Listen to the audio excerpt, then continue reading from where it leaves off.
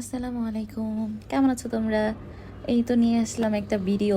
অনেক দিন যাবত এই ড্রেসটা আমার কাছে পড়েছিল আর কি, পড়েছিল না, আমি রাইখা দিছিলাম আর কি। আইলসা যেহেতু ড্রেসটা বানাইতেছিলাম না, তারপরে মনে হলো না, যেহেতু ঈদ সামনে আমার ড্রেসটা বানাইতে হবে, তারপরে লেগে গেলাম কাজে। আর আমি চাচ্ছিলাম যে এই ড্রেসটা হচ্ছে পাকিস্তানি লুক দেওয়ার জন্য, এই কারণে হচ্ছে আমি ড্রেসটার সাথে কিছু লেজ ওই মানে অ্যাড করছি। আর হচ্ছে অনেক দিন যাবত ড্রেস না বানাইতে বানাইতে, সেলাই না করতে করতে আমার হাত এত হয়ে গেছে, দেখো কাটাটাও ভালো হয় নাই।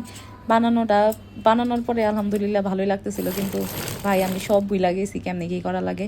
আর এই রোজার মধ্যে আমার মন চায় না অন্য কোনো কাজ করি, মনে হয় যে আমার টাইম নষ্ট হইতেছে।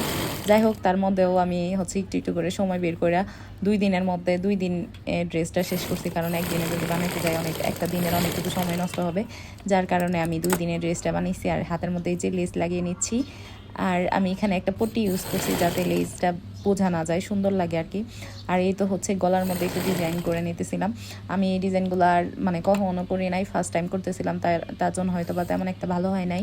কিন্তু এরপরে মানে করতে করতে যখন অভ্যস্ত হয়ে যাবো, তখন হয়তো বা ভালো হওয়ার সম্ভাবনা আছে। এই তো আমার ড্রেসটা কমপ্লিট হয়ে গিয়েছে। আর এই গলার এগুলো একটু বড় বড় হয়ে গেছিলো। নেক্সট টাইম আমি চেষ্টা করবো যাতে আরেকটু ভালো হয়। তারপরে একটু ফটোশ্যুট করতেছিলাম যে ড্রেসটা কেমন হয়েছে, তোমরা একটু রিভিউ দিবা যে কেমন হয়েছে আমার ড্রেসটা বানানো। আর আমি সালোয়ারটা হচ্ছে প্লাজো টাইপ বানিয়েছিলাম। আর এই যে ড্রেসটা পরে একটু তোমাদেরকে ভিডিও শ্যুট করে দেখাচ্ছিলাম যে কেমন হয়েছে। আল্লাহ হাফেজ।